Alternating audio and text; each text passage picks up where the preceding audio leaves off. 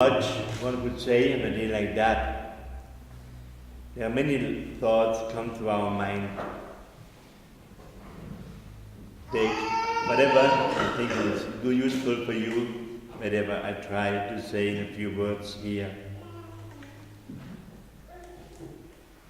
Our life, our whole life, I think, is a search for happiness, for joy, company, love.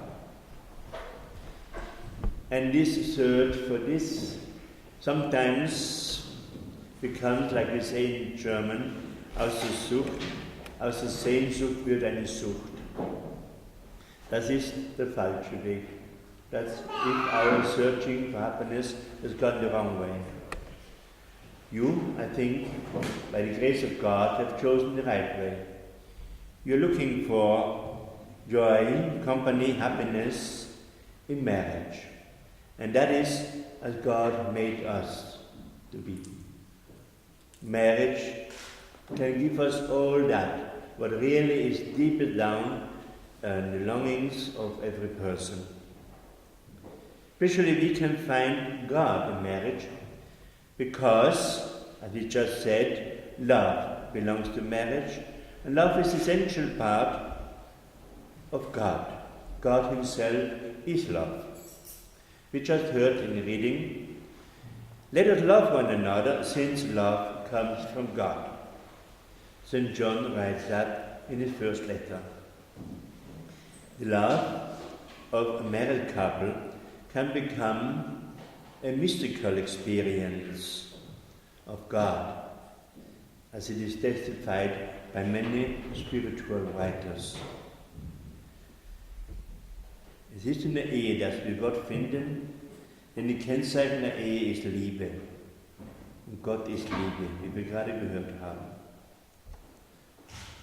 Aber was ist diese Liebe? What is love? Love is a wonderful thing, isn't it? We can give many names to a person who feels is in love. Da sagen wir, jemand ist kopfüber verliebt. Jemand wird narrisch verliebt. It really is an experience bordering to insanity, because it's something which concerns body and soul.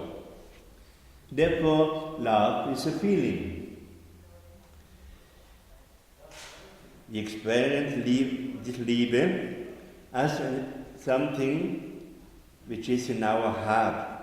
I would say, I want you, I love you, ich mag dich, ich stehe auf dich. Und diese Liebe ist gut. Dieses Verliebtsein ist gut.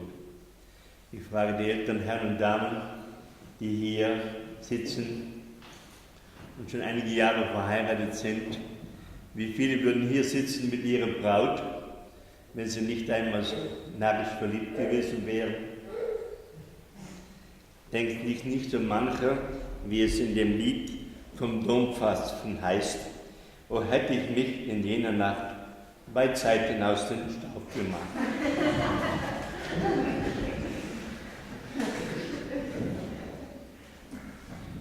This love is good.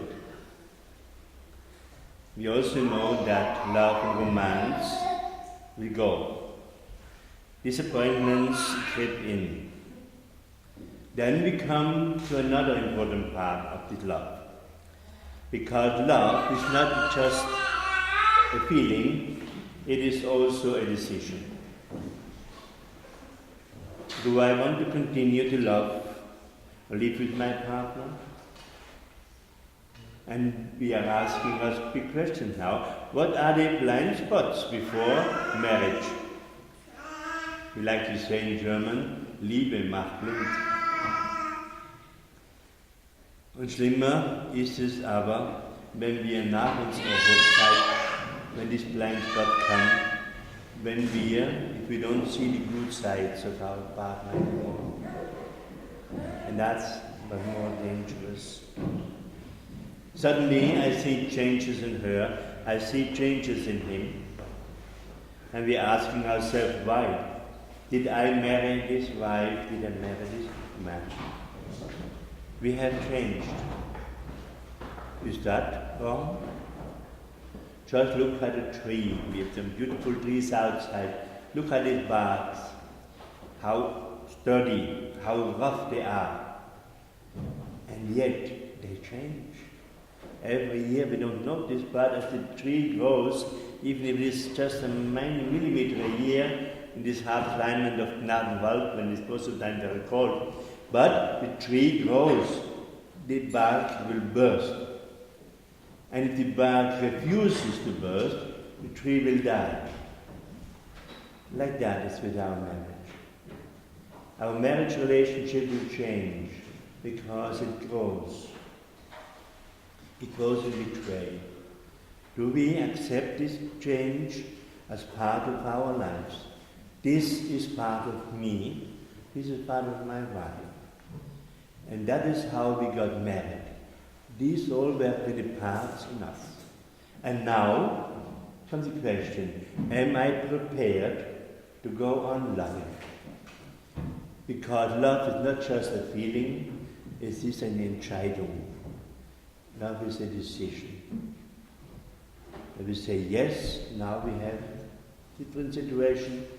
Somebody has gone sick, is not strong anymore, even might have psychological problems, and still I can decide to go on loving our loving relationship in marriage or to stop it. Who will show me the way in these days? Again, I think we go back to our origin of love. God is love. What does Jesus say about the love of his Father? Just look at John again. It says, and God loved the world so much that he gave his only Son to this world. We have here people, maybe anybody of you has had a loss of a child. Or we have witnessed it in some other person, that somebody has lost a child in an accident, in sickness. That's a tough job. Every mother knows, here goes part of my body, part of my life. And yet God was prepared to give his Son to us. Not very grateful, lot of bunch of people are we? But that is our example. So love means to love also then, as Mother Teresa of Calcutta says, when it is painful. Liebe beginnt dort, wo es weh tut. So in this love now, I would wish to you a romantic feeling, a great being in love, bis zum Nachrichtverliebtsein, and being able to make decisions. And in the meantime, to have the very important part of any communication is communicating. As it said here, ich nenne euch nicht Freunde, nicht Knechte, denn der Knecht weiß nicht, was der Herr tut. I'm not calling you anymore servants, because you are my friends. And I have told everything I know. I have told you. So there should be no secret between husband and wife. Communication. Especially communication to say every day, darling, I love you. If we manage that in the evening to say, darling, I forgive you and I love you all the way, then I think we're heading for a good marriage. May God bless you. My dear friends, you have come here together in this church so that the Lord may see the strength in your love. In the presence of the church minister and his community, Christ abundantly blesses this love. He has already consecrated you in baptism, and now he enriches and strengthens you by a special sacrament, so that you may assume the duties of marriage, a mutual and lasting fidelity.